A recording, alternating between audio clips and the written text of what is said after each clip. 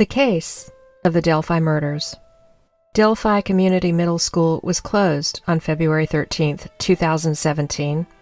It was a gorgeous day with plenty of sunshine, which was unusual for Indiana in the middle of February. Because they did not have school the next day, best friends Liberty German and Abigail Williams had a slumber party at Libby's house. Liberty and her sister Kelsi were raised by their paternal grandparents, who had primary custody of the girls. Their parents struggled with addiction and thought their daughters would be better off with their paternal grandparents. No matter where Libby and Kelsi resided, maintaining a relationship with their parents was essential to them. Around 10 o'clock a.m. on February 13, 2017, Libby's grandfather woke her and Abby up. Libby's father, who also lived with her, made the girls their favorite banana pancakes that morning, which they especially enjoyed. The girls had become restless by the time the afternoon came around. After painting Libby's desk, the girls asked if they could do some hiking near the Monon High Bridge. Kelsi and Libby enjoyed hiking at the Monon High Bridge. They spent countless hours hiking, biking, and geocaching in the historic area. In the 1890s, the bridge was built for the Monon rail line. It has been over 30 years since the last train crossed the bridge. Since then, it has sat abandoned. Located 60 feet above Deer Creek, the Monon High Bridge is Indiana's second longest and third highest railroad bridge.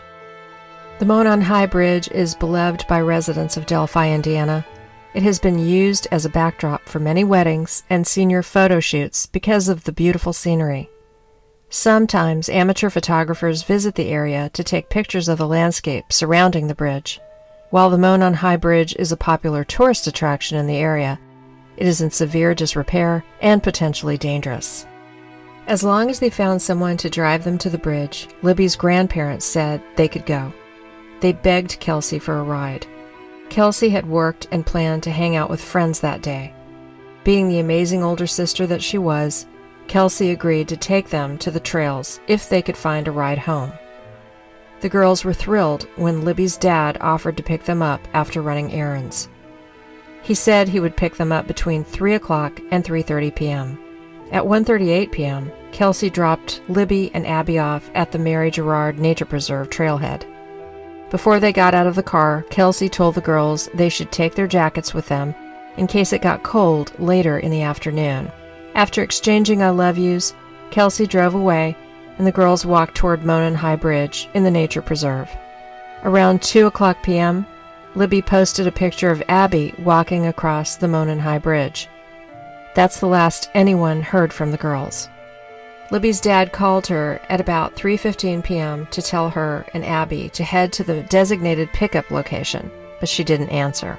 A few minutes later, he pulled into the parking lot, and Libby and Abby weren't there. He left Libby a message about where to meet him and expected the girls to be there. Libby's father knew she wouldn't ignore his texts or phone calls, so he entered the nature preserve to find her and Abby. Finding no sign of Libby or Abby, Libby's dad returned to the trailhead and called his mom. Immediately, Libby's grandma and aunt, who was with her, started calling and texting Libby nonstop. For over an hour, Libby's family desperately tried to reach her and Abby. Finally, Libby's grandmother calls her husband at work. She informed him that Libby has disappeared and he needed to get home as soon as possible. Next, she called Kelsi, who was at her boyfriend's house, before she headed to work. Kelsi told her grandmother she would be right over in a few hours. As Kelsi and her boyfriend drove back towards the Mary Gerard Nature Preserve, she contacted her boss to delay her shift by a few hours. Libby's family became increasingly concerned as time passed without hearing from her or Abby. Their first thought was that the girls might have fallen and hurt themselves. Abby and Libby were officially reported missing 2 hours after they disappeared. All the while, Libby's family was looking for the girls. They were also trying to contact Abby's mom. Abby had a close relationship with her mom, who raised her as a single parent. She also had an excellent father figure in her grandfather. They were best friends. In fact, Abby's grandfather had taken her shopping at a sporting goods store a few days earlier for some softball gear. Libby loved playing the sport and convinced her best friend to try out for the team. When Abby's mom couldn't be reached by phone, Libby's grandmother drove to her house. While en route to Abby's mother's job, Libby's grandmother's phone rang. It was Abby's mom. She checked her cell phone after work and saw the concerning messages. Libby's grandmother told her to go to the police station. They had filed missing person reports. Officers arrived at the nature preserve to search for Libby and Abby around 5:20 p.m. Volunteers were requested to help look for the missing girls through social media. Despite the approaching sunset, a massive search ensued at Mary Gerard Nature Preserve by 6 o'clock p.m. All the electronics in Libby's grandparents' house were seized by a police officer. Libby's grandparents also provided officers with all the necessary information to begin requesting AT&T to ping Libby's cell phone. The phone appeared to be turned off, or the battery was dead, because the officers could not locate it. Despite the officially sanctioned search being called off at midnight, volunteers continued to search until daylight. In the morning, the search for Abby and Libby continued after a long, exhausting night of looking for them. Police, volunteers, tracking dogs, and dive teams participated in the search. The search parties were divided into smaller groups and directed by a commander. Around noon, one of the search parties discovered 2 bodies. They were found approximately 50 feet from the edge of Deer Creek on the opposite side of the brook.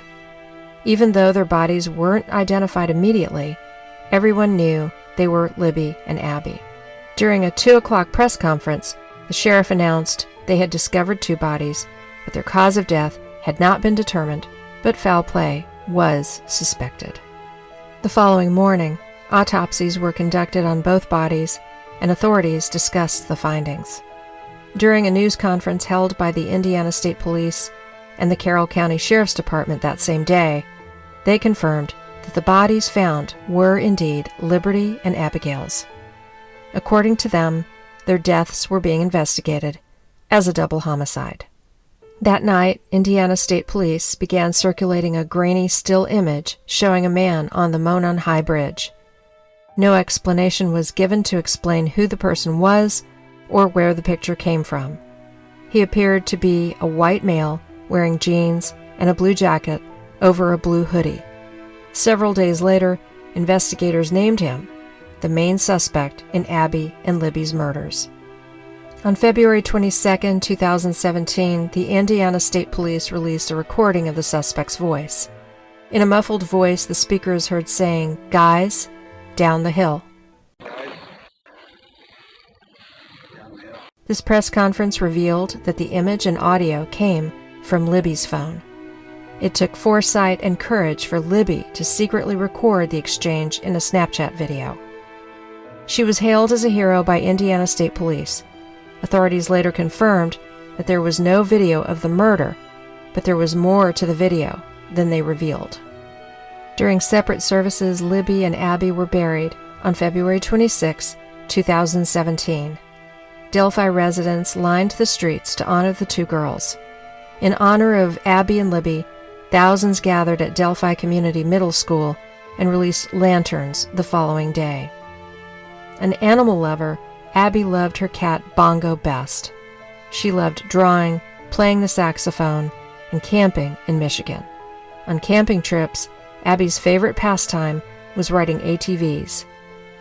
Abby had a passion for reading and, as a result, had one of the highest book counts in her language arts class. In addition to volleyball and soccer, Libby enjoyed swimming and other school sports. She had a sharp sense of creativity and loved the arts. Just before her death, Libby was in the middle of redecorating her room. Abby and Libby were looking forward to many things in the coming year, but they were most excited about starting high school. Friends forever, they eagerly anticipated more adventures together. A 77-year-old man named Ronald Logan owned the property where the bodies of Abby and Libby were found. His 30-acre land was searched a month after Abby and Libby's bodies were discovered. Authorities emphasized that Ron Logan was not a suspect.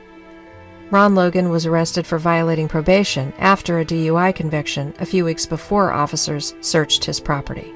The Indiana State Police released a composite sketch of the suspect in the summer of 2017. The drawing was based partially on a witness's description. Around the time Abby and Libby were murdered, this witness saw the suspect walking near Delphi. 2 years later, in April 2019, Indiana State Police announced a new approach to the case. Further evidence was released regarding Abby and Libby's murders. An approximately 1-second video clip showed the suspect walking on the bridge. They also released an updated sketch of the suspect, which looked nothing like the original. The suspect in the updated drawing appeared to be younger, with entirely different facial features. While the first composite showed an older, scruffy-looking man, the more recent one showed a clean-shaven young man. The explanation for the drastic change was, as the investigation has progressed, information has been continuously reviewed and examined, and this sketch more accurately depicts the face of the suspect from the video recorded on Liberty German's cell phone while she and Abigail were on the High Bridge. Finally, Indiana State Police released an audio clip. As the suspect begins to speak, he says, "Guys," followed by, "down the hill." In April 2021, Indiana State Police were investigating James Chadwell II as a possible suspect in Abby and Libby's murders. About 20 miles from Delphi, James Chadwell II assaulted a 9-year-old girl in Lafayette, Indiana. He kidnapped the girl and kept her in his basement. Fortunately, police were able to locate the girl alive within 30 minutes. Since Abby and Libby were murdered in 2017, their case has captured the hearts of Delphi, Indiana, and the entire nation. In honor of the two girls, a memorial park was built. Among the park's features are softball fields, amphitheaters, and concession stands. It was important to the family of Abby and Libby that both of the girls' personalities were equally reflected in the park that was created in their memory. The Indiana State Police released a statement in December 2021 regarding the investigation's progress. A fake social media account with the name Anthony Schatz was being investigated. They thought this account could be connected to the girl's murder. Keegan Anthony Klein, 27, was identified as the man behind the account shortly after it was announced. He was arrested in August 2020 and charged with over 20 counts of child exploitation. None of those charges were related to the murders. Using pictures of a teenage model, he lured underage girls to talk and exchange photos with him. The male model in the images was questioned by the Indiana State Police and cleared of any suspicion. In 2022, Keegan admitted to creating the Anthony Schatz account to solicit images from young girls, but never met any of them. Keegan was told by Indiana State Police that Anthony Schatz was one of the last accounts to communicate with Libby before she was killed. His memory of talking to Libby was hazy, and he wasn't sure if a search warrant served on him in 2017 had anything to do with the murders. True crime junkies were shocked when in October 2022, news broke about the arrest of a suspect in connection with Abby and Libby's murders. 50-year-old Richard Allen was arrested.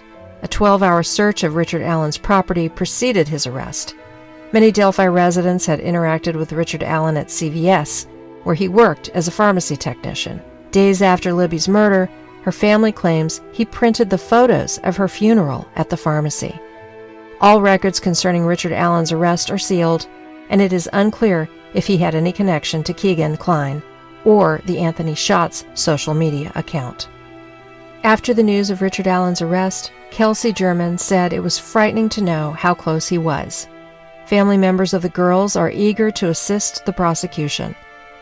The trial is tentatively set for May 2023. So there you have it. Do you think investigations have finally caught the man who perpetrated these horrific murders? Let us know in the comments below.